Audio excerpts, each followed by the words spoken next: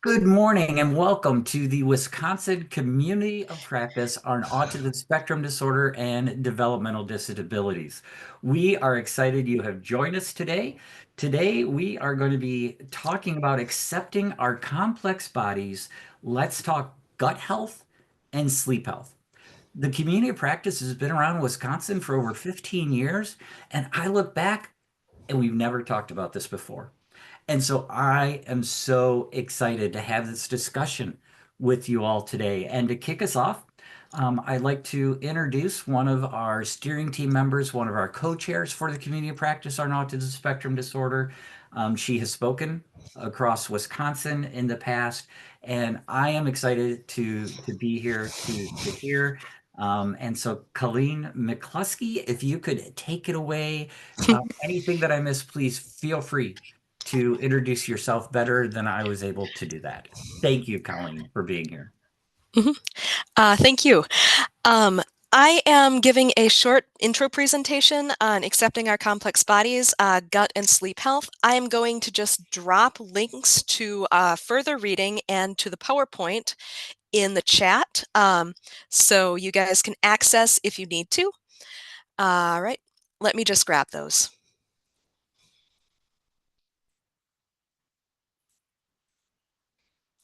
Okay. Colleen grabs those, it shares their screen. Thank you so much. Oh, so it's there. The Google Docs is there. If you wanted to share your screen, feel free, Colleen. Oh, yes. You should have permission to do that. But thank you all for continuing to put upcoming events into the chat and working with each other. There's a lot of really cool stuff coming up, so we'll make sure that everybody gets that out as soon as we can get it compiled. Thanks, Colleen. Back to you. All right. And just...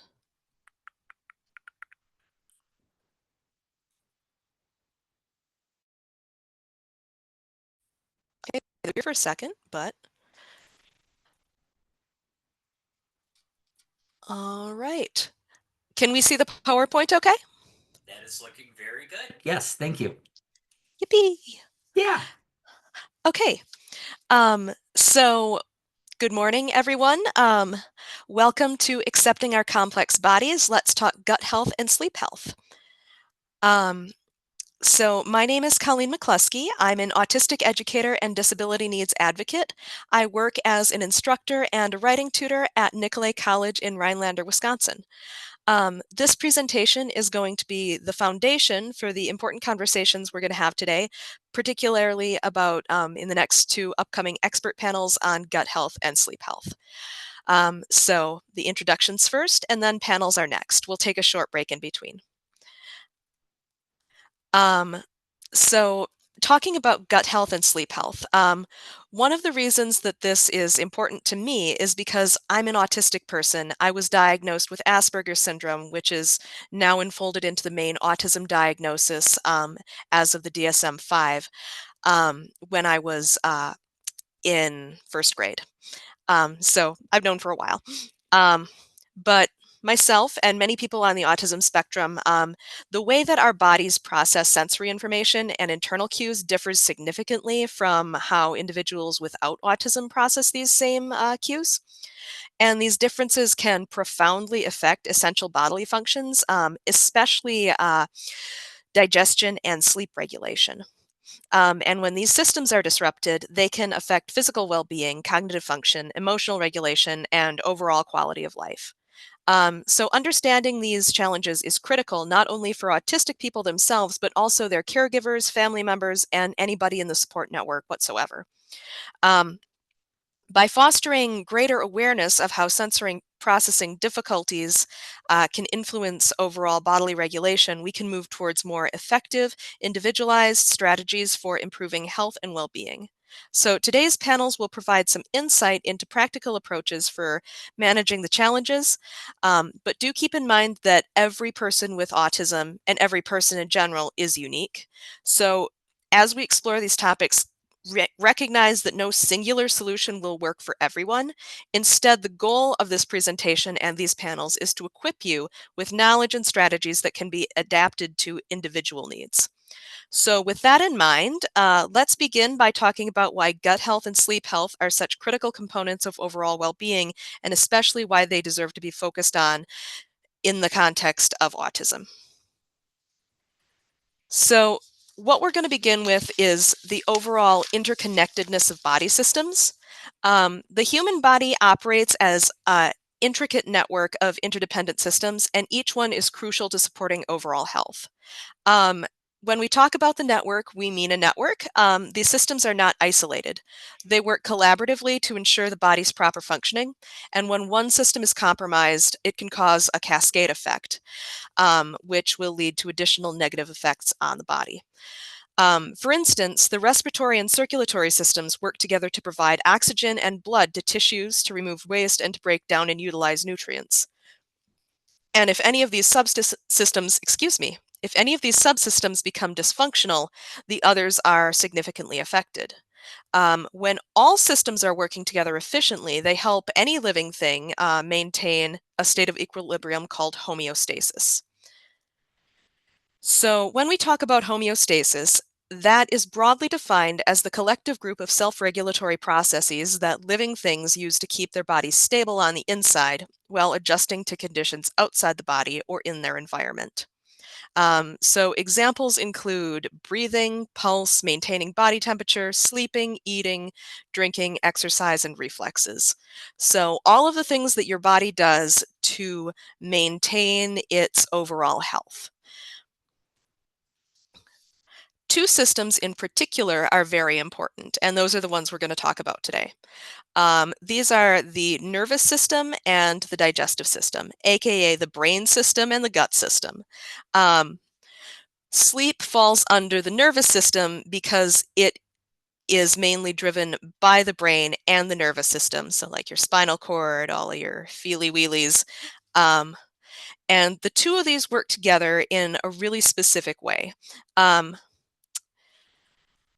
The nervous system and sleep overall are essential for rest, rejuvenation, and overall regulation, and this system affects cognitive function, emotional stability, and physical health.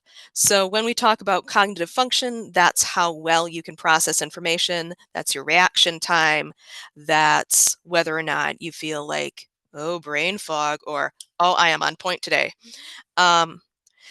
Emotional stability is, again, exactly what it says, whether or not you're moody. And physical health is, again, homeostasis. The digestive system is responsible for processing food, and it, of course, provides a pivotal role in controlling fuel intake, energy levels, and mood regulation. And we'll get into how the gut and the brain work together, but it's all tied up in neurotransmitters, which are hormones that control the way that our body acts as a whole.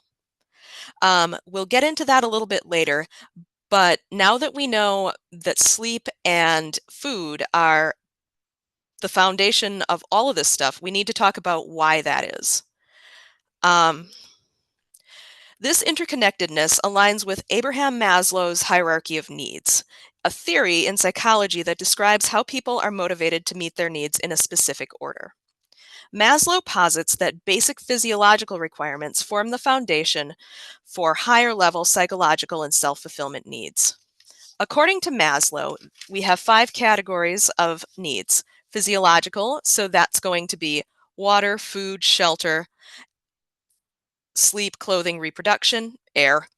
Um, uh, and then safety needs, then love and belonging, esteem, and then self-actualization.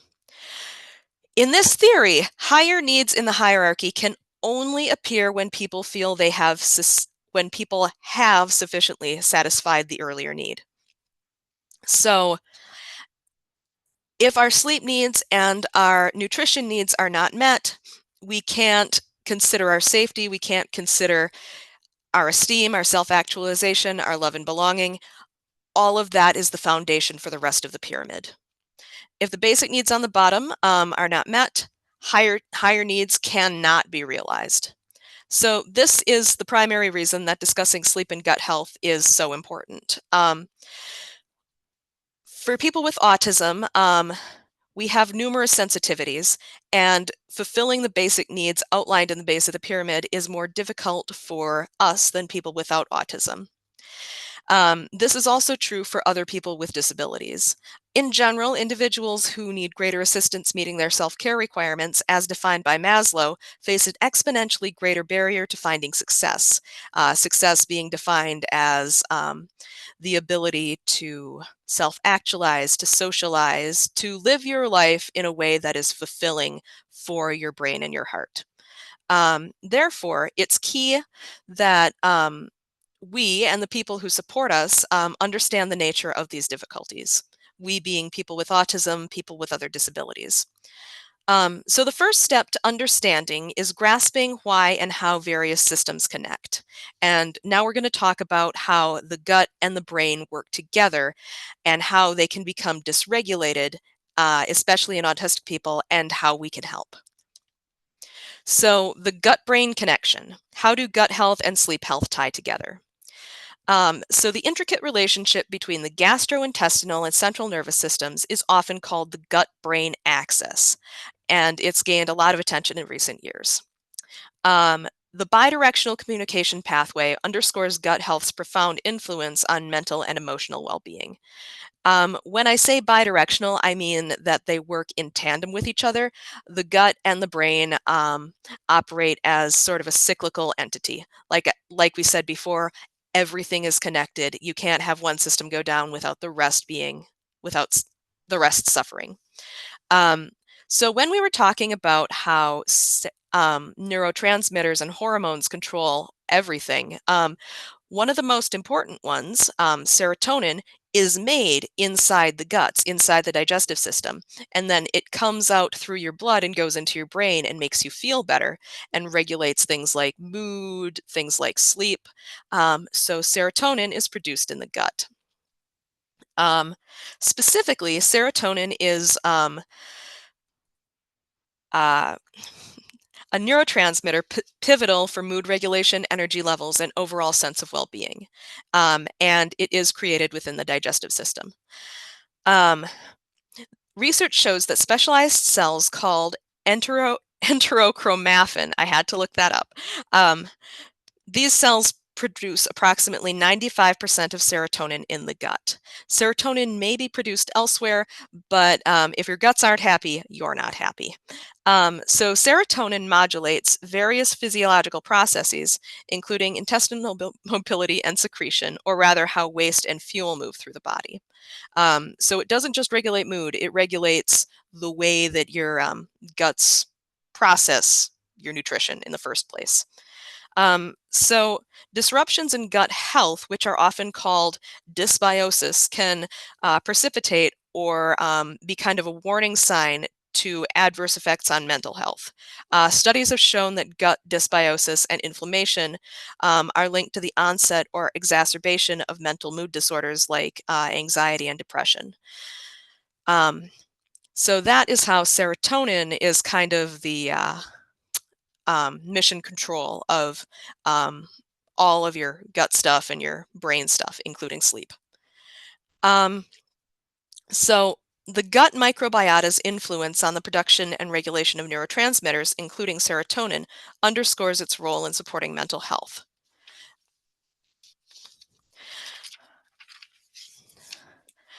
Now that we understand how that works, obviously we're going to have to talk about what happens when you get tired, when you get sleepy, when you get hungry, when you get thirsty.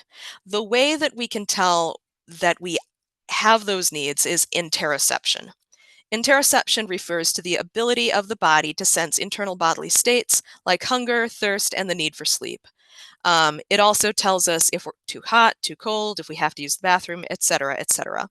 Research shows that a lot of autistic individuals show atypical interoceptive awareness, which can lead to challenges in recognizing and responding to these internal cues.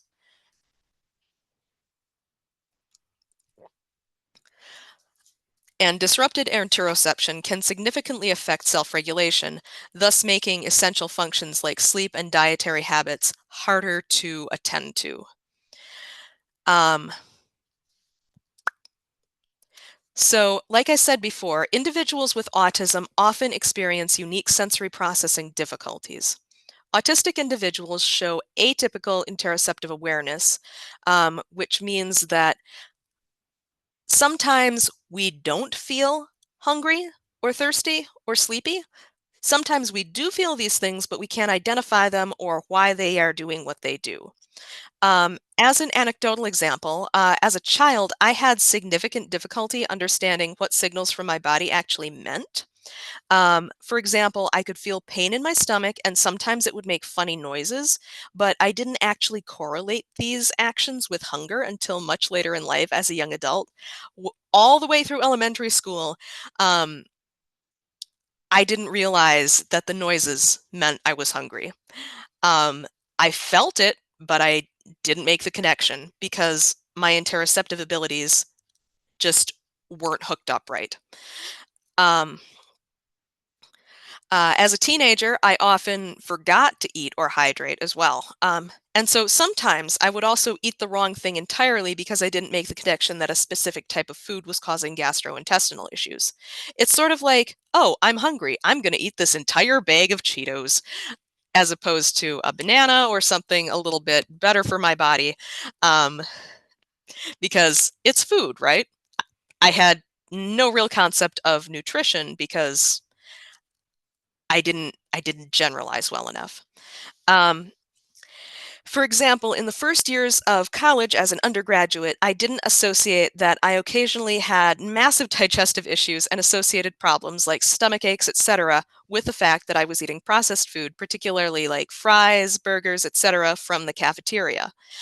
Um, and this goes to show that a person's diet and nutrition choices can significantly affect their overall well-being. Um, and because serotonin, which controls the sleep and the nervous system and your mood, is made in the gut, if you're not giving your gut what it wants, then things will get weird. Um, so a person's diet and nutrition choices affect the quality of their sleep. Also, the amount and effectiveness of one's sleep pattern can influence how and what one eats as well. So if you've ever had one of those days when you're so tired you feel like you need sugar or caffeine to get by, that's an example of this. So we're going to take what happened to me when I was younger, and still occasionally happens because nobody's perfect, nobody's nerfect, as a little bit of a case study. So if you've ever had one of those days when you're so tired you need sugar or caffeine to get by, um, that's because your sleep schedule is off. And that's when you resort to stuff like in the picture, energy drinks, coffee, um, food that isn't the best for you. This is Paul Stokes's sleep and nutrition cycle. He is a health coach, and I really like this illustration. So imagine one night you sleep very poorly. The next day you respond by eating junk food to perk up your energy levels, but that night you sleep badly again because your brain is buzzing from caffeine and sugar.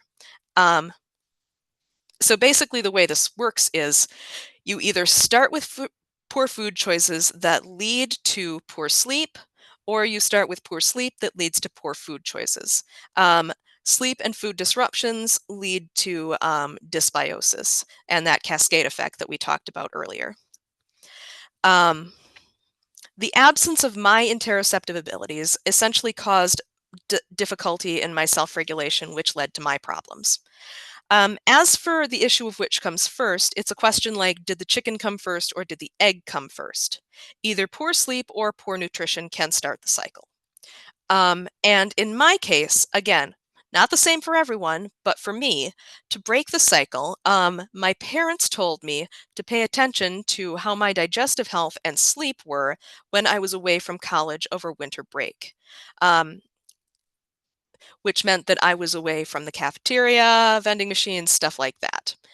Um, and so because I was eating more healthily and getting better sleep, the cycle ended, and I was able to see what had been causing it in the first place.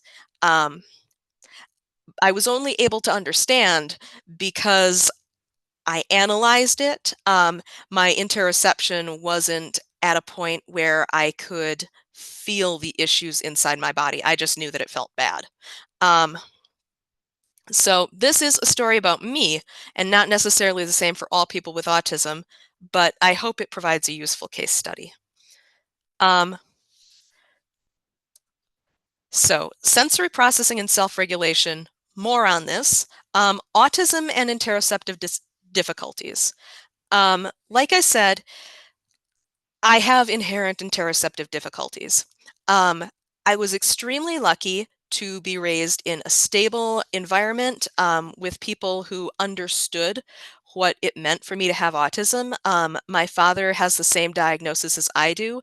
A lot of people theorize that autism is hereditary, and my mother was a psychotherapist, and they were both really understanding. So I grew up in what you might call a very, very good scenario. But even in a best case scenario, an autistic individual may struggle to recognize feelings of hunger or fatigue. And this lack of self-regulation, this inability to self-regulate due to problems processing the signals the body provides, or maybe the body not providing those signals in the first place, may cause missed meals or inadequate rest. In my situation, I I was like, "Oh yeah, it's fine. I don't actually feel that tired." And then I would just crash, and that wasn't a very good idea. Um, so external factors worsen these challenges. So um, people with autism, the unfortunate reality is a lot of us face environments where our needs are minimized or disregarded, and we tend to be more susceptible to exploitative relationships or socioeconomic hardships, which can further complicate our ability to manage self-regulation. Autism has only been added to the DSM within the past 20, 30 years. We knew about it before then, but we've only recently managed to understand more of how it works. Like removing functioning labels, putting everything under the same umbrella, um, and kind of understanding the underlying mechanisms by which autism operates. So again, it's easy for people with autism to fall through the cracks sometimes, especially if we present well. By presenting well, I mean um, if we look like we're successful, if we look like we're high functioning or low assistance, sometimes it's easy to think, oh, they don't have a problem. They kind of do. I know that I have difficulty with this all the time. That's why I'm sharing my story. Anyway, so when we talk specifically about autism and homeostasis, this lower interoceptive sensitivity can result in issues with self-regulation.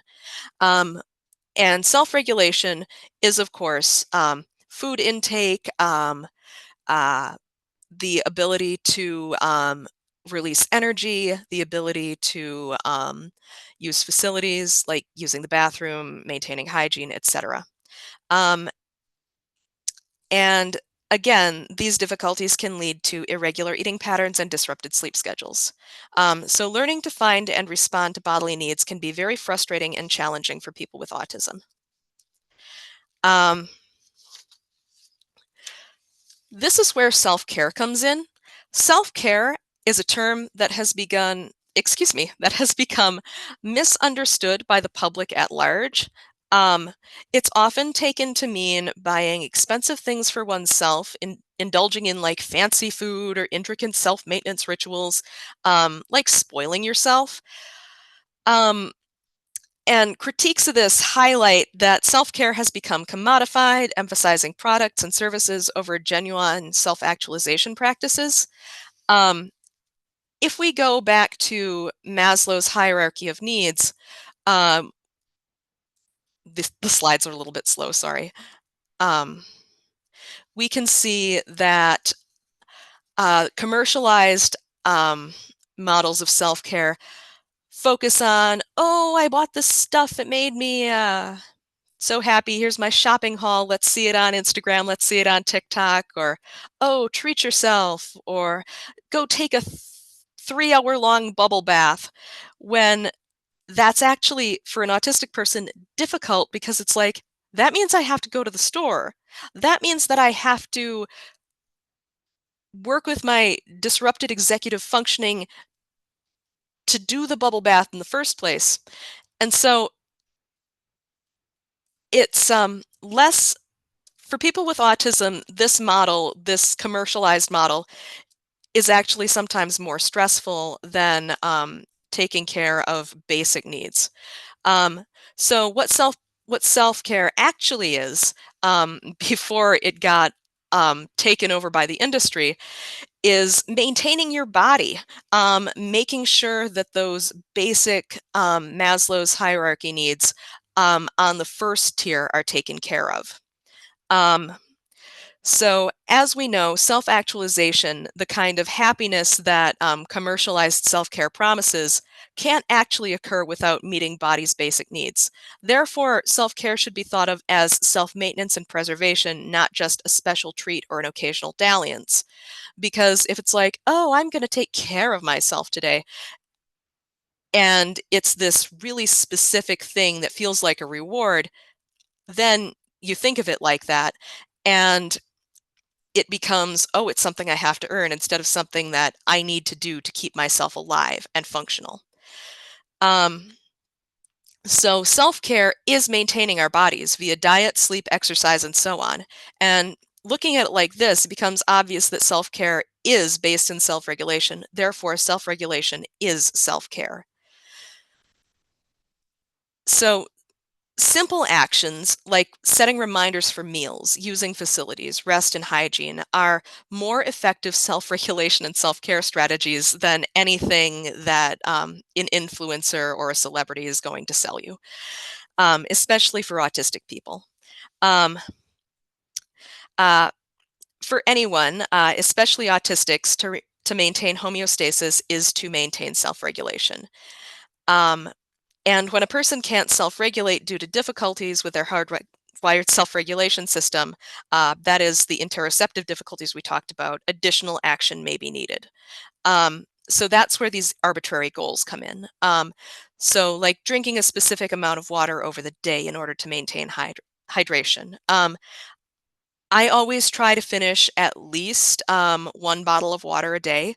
And it's an arbitrary goal because my body literally doesn't always tell me that I'm dehydrated or I'm thirsty.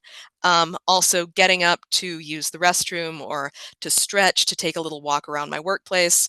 Um, I set I set myself a reminder on my phone.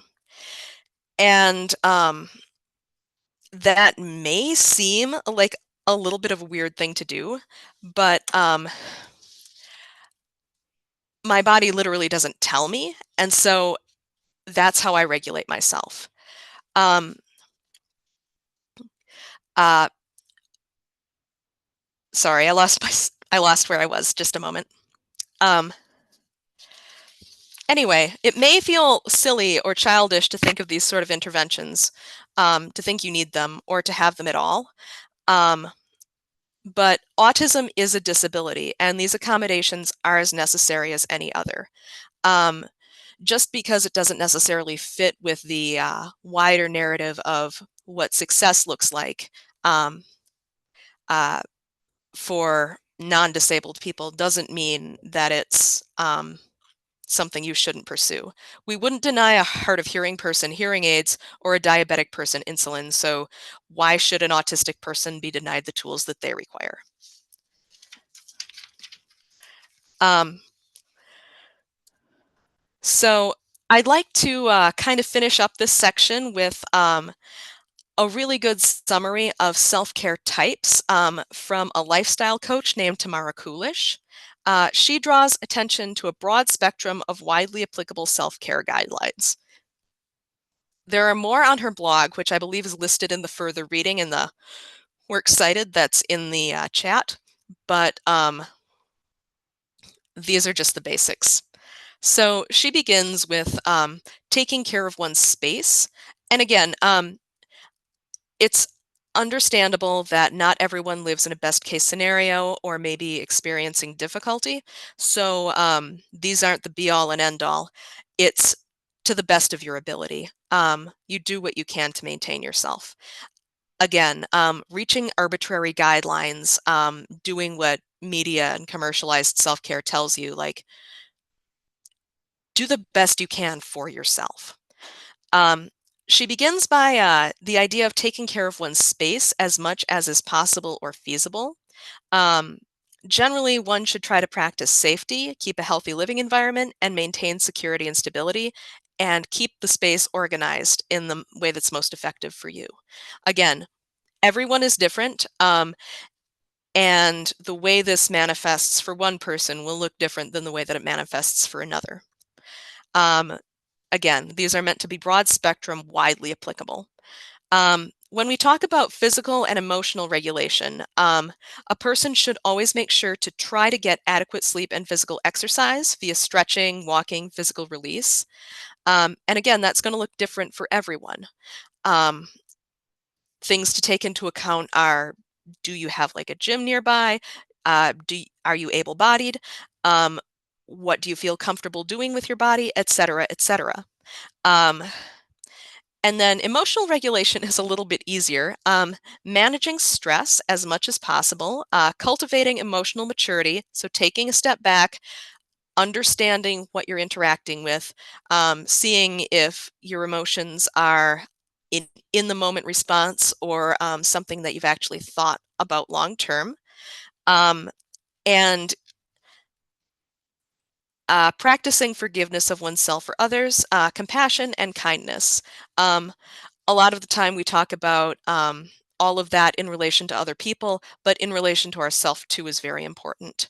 Um, Things like depression and post-traumatic stress disorder tend to be, and anxiety and things like that, tend to be comorbid with autism, and they can make that very hard and very stressful.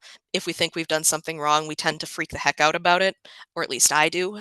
So being able to understand your own needs and recognize and accept that you are the way you are is really important as well.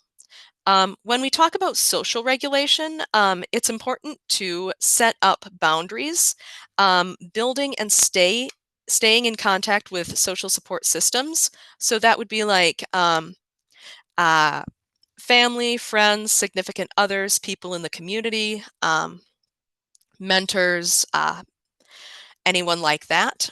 Um, Communicating with others, spending time together, and asking for help when necessary.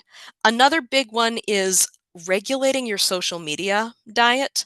I touched on the commercialization of self-care recently, and given our current political climate, um, people are divided, things are very hectic.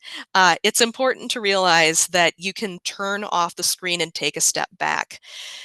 If it's stressing you out, you don't need to engage with it. And that's one thing that I've been working on myself over the past year or so to really sort of strengthen my core. Um, and that leads us into our last one, spiritual regulation, which is the personal things that a person does for themselves. It's important to spend time alone, especially for autistic people. We tend to burn out on social interaction really easily, and so we need to take time to recharge. Um, and we do that by practicing hobbies and special interests, which allows us to connect to our deeper self. It's also useful to engage in the natural world and to practice mindfulness. So understand where you are in your body, feel your needs, take care of yourself. If you can't feel what your body wants you to do, like the interoceptive issue, maybe set your alarms, um, uh, make a plan, be like, okay, this is what my body needs every day. This is what I'll need to do to take care of it. And that's how you take care of yourself and keep your spirit healthy and keep your energy up. Um, to finish, spending time in nature is very important. And I know that it's winter now and it's really gross out, but Just just listening to like natural sounds, putting a plant in your room, anything like that can help. Journaling and using creativity to express yourself and get things out can also be helpful. And finally, if you're religiously inclined, creating sacred space and taking the time to connect with your higher power is also really important. Again, this is all very broad spectrum, and addressing the variable needs of people with autism requires departure from uniform treatment models. So this will look different for everyone. Embracing instead personalized strategies that complement the unique needs and characteristics of everyone, every person for themselves, is really important. So empowering individuals with autism to engage in self-experimentation and personal education is also crucial for self-management. Again, that's why these are just guidelines. These are ways to equip you with ideas of what might help, but it's not a one-size-fits-all thing. So I'm gonna conclude here. I hope my comments have laid the groundwork for today's panel discussions. Thank you for listening to the introductory keynote. Um, I'm going to open for Q&A for about maybe another 10 or 15 minutes, and then we'll take a short break and transition to the two panels on gut and sleep health led by autistic self-advocates and those who support them. And as we move into the panels, please remember the crucial ways that nutrition and cognition interweave and how they make it easier for us to manage self-regulation by taking care of our circadian rhythms and our food intake. If you want to access the list of further reading, I'll leave them up on the screen for a while so that they get picked up by the recording. Otherwise, there's a link to this in the chat. So these are all of my works cited. There's quite a bit of them.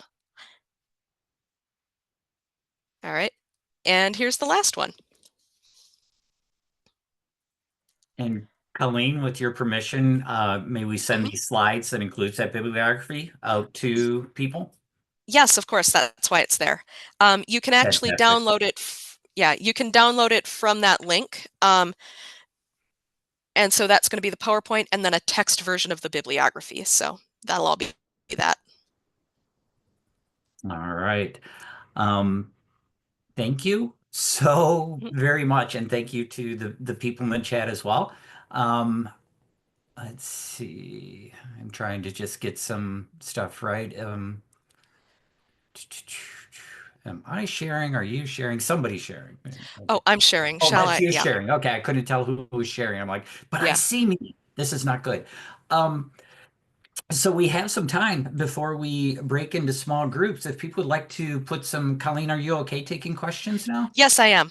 Okay. I wasn't actually watching the chat while I was giving the PowerPoint. I just wanted to make sure that we got through all of it. So just looking at the stuff that we've got in here. Um, I like what Emily said, keeping a water bottle within 8 inches of your dominant hand. Yeah, boy. Also, the Finch app, I've heard of stuff like that. I'm a zillennial, so I'm a 90s baby. I'm a little bit, all of that stuff is a little bit new to me. But from what I understand, it can really, really help. That's an excellent solution. Finch. Gut-brain connection. Yeah, that's a really important thing to talk about, Holly. Thank you. And I think that that's all of the, oh, hello, other 90s baby. I think that's all of the stuff from chat. Also, what James said about not having the necessarily having the privilege to engage in all of the self-care activities, especially the stuff that like media pushes, is completely understandable. And it's really important to understand that not everyone has the ability or privilege to do so. That's why I really stress making sure that do what you can for yourself. If there's something that, it doesn't have to be perfect, as long as it helps. Again, that's really, really broad, and he'll talk about that a little bit more in the panel. But yeah, so does anybody have any questions for me? Feel free to put those in the chat or to talk out loud, I guess. Right. I will be able to see if you unmute, and then I'll call, or if you well, if you raise your hand or unmute, I'll be able to see both of them. But if you raise your hand, which there's a raise hand feature on the menu bar at the bottom of your screen, usually under the React Heart, you'll be able to raise your hand and we'll be able to see that appear. The other thing, Colleen, early on in the chat is we did have Mhm. an interesting discussion on Maslow's hierarchy of needs Oh, and some of the updates that science is bringing to it, because of the fact that back in the day, I don't think Maslow or the community at large really understood the effect of community and of social interaction. And it's just a different time. We're learning so much how important that belonging is. And so looking at models that can expand on Maslow's hierarchy of needs, given the interconnectedness that our societies have right now.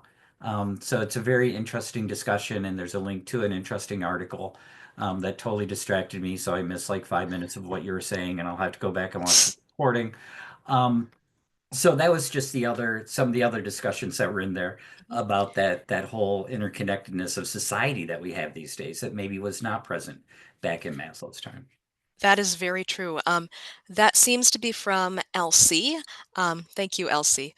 Um, Again, when I learned about Maslow's hierarchy, I learned the basic pyramid model. I wasn't necessarily aware of all of the new studies that were coming out. This is really good, and I will definitely take time to read it. I really appreciate that. Okay, so Um, please feel free, raise your hand, put questions in the chat. I know mhm. Colleen would love to have a discussion with you. One other privilege I just want to quickly talk about is some of the new research that shows that in some cases there are autistic bodily differences where a need is different and you can't always meet it in society. I think of the fact that I actually underwent some genetic testing. It turns out that the autism genes in my family also have these night owl genes where just sleeping at night and being up in the day means our bodies will never get our sleep needs. Hmm. And I have to accept that living in a day-based society is going to inherently harm me because of my that difference, even though I still want to participate in society. Yeah, and so sometimes, James, it strikes me that we're stuck with some choices that don't always have good outcomes. Is we're sometimes stuck going, well, this is going to be less harmful to me than this, so I'm going to choose to do this. Is making those Mhm. choices based on what our needs are and what we want. Yeah, My and Tim, you said so. grandfather lived to be Sorry. 94, but it turned out he was only able to be healthy after retirement because of that night owl gene, where the moment he no longer could work, he stayed up all night and slept during the day. And in his 90s, when I cared for him, he slept in the day and was up all night. That's exactly how my dad is. He is in his 70s and he is basically nocturnal. Um, I I've actually read a lot of stuff that says in general, it can be difficult for people with inverted sleep schedules to function in society, especially because of our productivity stuff. Nancy put her hand up. Hello. Hi, I I have just a comment about the need for community. Mm, That is also something for autistic people that doesn't always look the same for all individuals. I very true. have a 47-year-old autistic, gloriously autistic son who likes to be with people but never wants to really engage them in conversation. He wants to be near people. So whatever, like Colleen says, this is all individualized. Whatever works for you is what you should pursue. And the people who support those on the autism spectrum should also support these unusual things like sleeping during the day and don't keep trying to encourage them to adapt themselves so that they are just like everybody else. Mhm. One of the things you're talking about, see, especially in kids, they call it parallel play. And it's the idea that you want to have community, you want to be by people, but you don't necessarily want to interact directly. And that's one of the big things. That's one of the ways that I feel, especially. That's why the way that my job is set up, I'm a tutor, I have my own office, but I work in the library. And so there are people around me all the time, but I don't necessarily have to interact with them. That's really beneficial for my overall sense of community and well-being. That's why I wouldn't do well in something like a retail environment, for example. Some other people love it, but that's not me. And I'm struck, Colleen, that just reminds me of one of my many parenting failures that I had growing up with my son Hunter. Is we'd go and we'd visit people and kids his own age, and they'd be playing video games. And I'm Mhm. like, well, let's make sure Hunter's included in playing the video games and make sure he has a turn and make sure he's not left out of playing video, very good parent things. What I had to come to realize is that Hunter was really excited to be there watching people play video games. Actually, playing the games was very stressful for him and he did Mhm. not enjoy it. But being in the environment where people are enjoying the video games and just being able to experience being with that, he loved that. And so I had to learn that it's not that his being there and feeling like he was belonging was enough. That's what he needed. He didn't need to actually play the video games. And that was just one of the Mhm. parenting things that I had to learn about what he thinks belonging means versus what I think belonging means. And I need to listen what his definition is. Yeah, definitely. There's a story that I really like that I stumbled across in a book about um, the importance of accepting disability and realizing that it's not going to look the same for everyone. It was about this lady who had a very specific type of anxiety, and one of her anxieties was the idea that she would be leaving appliances on. And she was in particular concerned about like her hair dryer. And her therapist was like, you know what? If it's bothering you and it freaks you out, take it with you and then you'll know it's unplugged. And she's like, that'll be weird though. And her therapist is like, it'll work though. And she's like, okay. And so she does it and it alleviates that particular stressor and it makes her way more functional. Um, and I wish I could remember where the story is from, but I just thought that was really compelling because, again, you reach in your hair dry, you reach in your hair dryer. I'm sorry, you reach in your bag and you're like, oh, okay, put it in, put it back in, pull out your notes or whatever, and it's like, oh, that was weird, and it's like, yeah, so, um,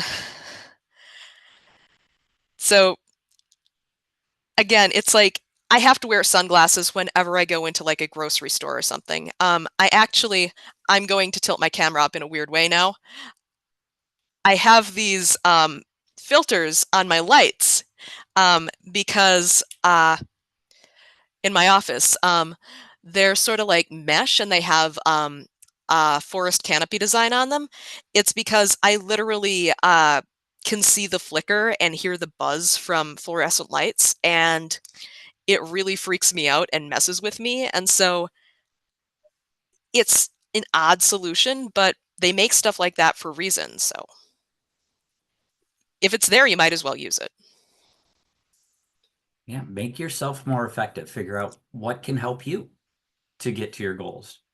Um, Questions, comments, please feel free to raise your hand using the raise hand feature, put them into the, we, we do have a comment, people poke fun at me for using a desk lamp instead of my overhead lighting. Totally, that's I have in my office. I've got desk and overhead, and sometimes it's just the desk that gets Mhm. turned on.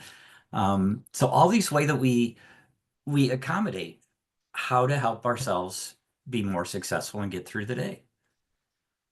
Yeah. Other questions, comments? In the chat, Autism United says, I appreciate the emphasis on self-experimentation and personal exploration because of the pathologizing of specific foods is restrictive to us in the community that have ARIFD. I'm afraid I'm not familiar with the acronym. Can someone please clarify?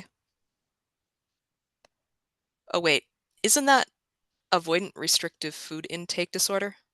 Correct. Correct. Oh, okay, cool.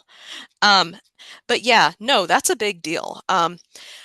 When I was a kid, I don't know if I had what you would classify as restrictive diet, but I know that I ate the very same thing every day. My mom would pack me a bologna sandwich with the crusts cut off, and that was it. There was sometimes a banana or an orange involved, but that was legitimately it. Same thing every day for 10 solid years, I shit you not. Sometimes we call it food jagging. My dad loves spaghetti. If it's red and it has pasta and cheese, he'll go bananas for it, and he doesn't get sick of it ever. And people are like, oh, don't you want to try something different? And he's like, no. And I'm like, why should he have to? He can if he wants, but he shouldn't be forced to. Oh, how old were you, from Alana? How old were you when you started figuring out those solutions for yourself? My daughter spends so much time dysregulated but doesn't know what's causing it, so it's hard to come up with ideas like your hairdryer example. That's going to be one of those things where it takes a lot of trial and error. For example, and also making it clear to the person you're supporting that things don't have to be the way that they are. For me, I started figuring it out when I was a teenager, but I only started really acting on it when I was like doing it myself. My mom was the person who did the bologna sandwich thing. I started taking action and customizing my own environment and my own responses when I was a teenager, but it took until I was like an undergraduate in college. So when I was like in my 20s to fully do that. But a lot of what it was giving myself permission to understand that the model of success that other people have for you is not necessarily what your model of success is going to look like. Again, that's really generalized, but it's sort of like the hairdryer thing. It's like, but you're not supposed to do that in public. That would be weird. And it's like, you have to get comfortable with the fact that you're weird. There is no getting around the fact that society wants people to be a certain way, and deviation from that tends to be like, oh my gosh. But it's one of those things for me that was adapt or survive and adapt, or kind of shrivel up in a sad little ball and just go with it and just don't. And I didn't feel like shriveling up into a sad little ball. And so it took me a really long time to build confidence. Yeah, I feel like I'm rambling now, so I'll just, yes, we have more in the chat. Stephanie has raised their hand. So I have a daughter who may or may not be on the autism spectrum, but very high anxiety. And one of the things we realized when she was young is like traveling with her was horrible. And I couldn't figure out why. Like she would like what we were doing, but like we'd get there and like she was just fixating on something. And over time I realized it was around food, and she didn't know where she was going to get food and if she was going to like it.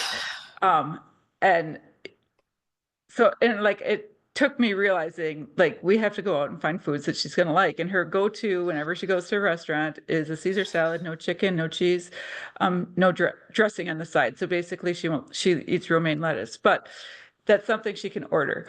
And once we realized, like I started taking her to places and the chain restaurants and like, what's something new we can try that maybe you'll like? And now she's fine going, like leaving, going on vacation, that type of thing. But it all came down to that food thing. And it was life-saving once, it just so liberating once we figured out that like she's worried about, will she be able to get food if she's hungry? That's a big one. I really, really like that example because that is also a really good way to start trying to understand what might be causing dysregulation. My mom had a client who was on the autistic spectrum who didn't like to take showers. And they interrogated that. And the idea was, okay, why don't you like showers? It's uncomfortable. Okay, why is it uncomfortable? Is it the way the water feels? Is it the temperature? It's the temperature. Okay, what's the temperature? It's too cold. What's too cold? Is the water itself too cold when it comes out of the faucet? No, it is the fact that the air was cold on their body when they got out of the shower. And so they dreaded that so much that they would avoid taking a shower for as long as possible. And so they solved it by putting a space heater in their bathroom, and that fixed it. But it took a really long time to get to the end of the chain. It's this weird fixation. I don't know why they're like this. It usually has a really practical application, but it's obfuscated sometimes by all of these steps. So that is a vibe.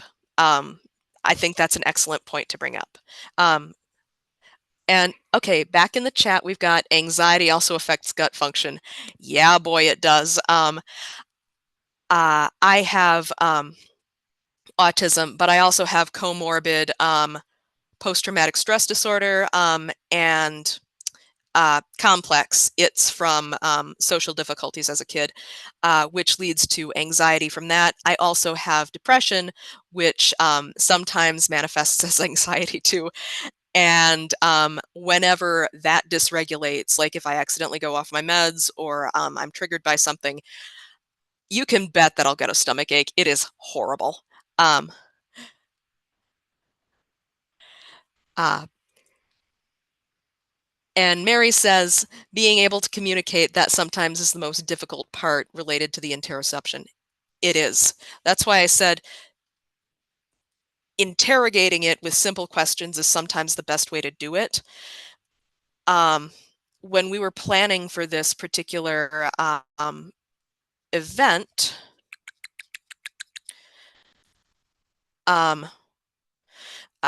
somebody in our chat shared a story about their son who said, oh, my stomach hurts, Mom. Son is like in elementary school, like probably 10.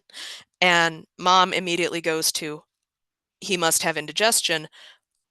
He was actually just hungry, but he was making the connection between stomach pain and hunger for like the first time.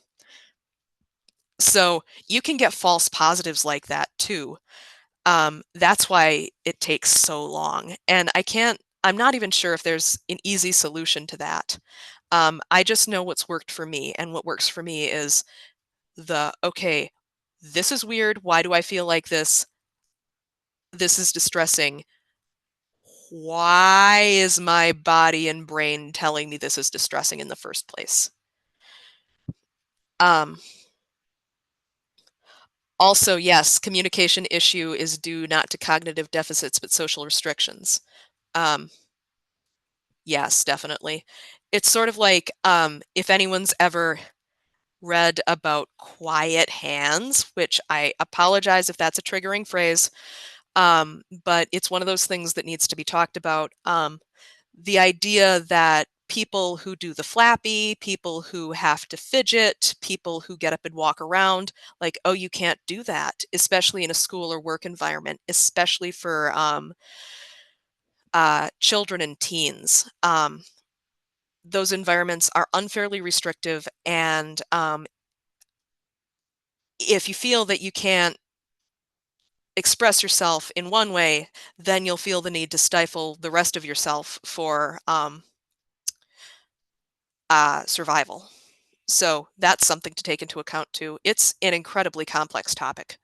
Yeah, no, I don't want to take over, but I just want to say, ever since adolescence, I have been exposed to through many autistic friends, whether they're mutual with other people or just myself. A lot of them had these interoceptive bodily issues where the obstacle was society banned them from being open about the issue. And it's one of those things where when you see something, you can't unsee it. And when I was 16, I befriended an autistic person who told me about this forbidden issue. And then when I was in high school, I had classmates revealing to me this issue that their teachers were silencing them about. And then I worked at a summer camp where autistic campers were sharing this issue and the counselors were silencing them. And then I went to autism conference, an adult, where autistic adults were sharing this issue and people were silencing them too. And sometimes when you see something, you can't unsee it. That is definitely a mood. That's one of the things where community is so important. One of the things that's really helped me is knowing that there are other people like myself out there, and knowing that I can go on forums, for example, like Reddit, with a throwaway account and be like, I'm autistic. This happens sometimes. Is that normal? And people will answer you. Or that resource has been invaluable to me because there are a lot of questions that, especially as a young person, younger than I currently am, I didn't have the community to talk with in meet space in real life. There's a question from LC who says, sorry, the chat keeps weirdly like scrolling, and so I'm not sure what that is, but it's making it a little difficult to see stuff. LC says, are there any resources or therapies for improving interoception in autistic people? Mindfulness practice, some somatic / DBT, distress tolerance tools, feelings wheel. Would love to know if you know anything specific to help build interoception as a skill, or if it's something that can be improved with practice. For me, when it comes down to it, I use a lot of the very same things. My therapist is actually working with me to kind of figure out, like, okay, something feels bad. How do you figure out what is the bad thing that is, like, is it something in the environment? Is it something inside you? And generally what helps me is to kind of take a step back and think, okay, if there was one thing that I could fix right now, magically, if I could make it go away, what would it be? And sometimes it's like, okay, lights are too bright, turn off the lights. Again, if you are in an environment where you can do stuff like this. But assuming you are, and assuming you can make a difference, it's like, do whatever you can to relieve the bad thing. And the reason I call it the bad thing is because I'm autistic. I don't always have the words for describing what my body needs, what my brain needs. Sometimes I get really bad sensory overload, and I don't know if I want to say nonverbal, because that implies an incapacity of language use altogether, and kind of applies to people who have that all the time. But sometimes it happens where I become overwhelmed and I can't speak, or I can only do short sentences. But I remember saying to a friend of mine, she's like, "Are you good?" And I'm like, "The lights are too loud." And she's like, "Oh." And so she dims the lights, and I'm like, "Okay, cool, cool." But, or it's like, headache, I don't know why. The most obvious solution is to put ice on it if you can, or to take ibuprofen or something if you can. But yeah, generally interrogating your body and figuring out specifically what would make you feel better and changing that is a good way to practice mindfulness. I hope that that helps. Stimpunks posted something. Colleen, before we go further in Oh, that, yes. I'm sorry, we're not going to get to the question, but we need to go to a break. Oh, yes. Give the sites a chance to do some talking individually in their sites and maybe talk about what they might have in resources. So thank you so very much. We will stay online. I don't know if you could stay online for 10 minutes or so. I can, yes. Okay, so we will continue to have our discussion online, and sites, you are feel free to stay here, but if you want to have time alone to talk about local solutions and applying and resources you have, that's fantastic. We will start up again as a large group. I'm going to stop the recording. We'll start up again at the top of the hour with our first panel on gut health. Thank you so much, Colleen. That rocked. Oh, thank you. I'm glad it was helpful. Thank you for having me. I really appreciate it.